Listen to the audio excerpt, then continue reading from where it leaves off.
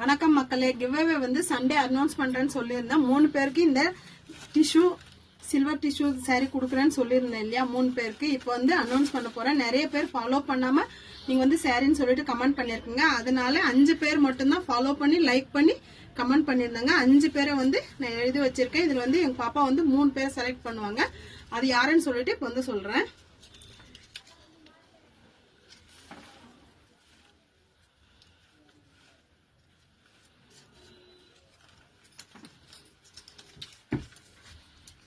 Okay, Kavya அப்படின்னு சொல்லிட்டு அவங்களுக்கு வந்து நான் வந்து வாட்ஸ்அப்ல வந்து மெசேஜ் பண்றேன். கண்டிப்பா நீங்க வந்து அட்ரஸ் சென்ட் பண்ணுங்க. உங்களுக்கு வந்து நான் வந்து அனு,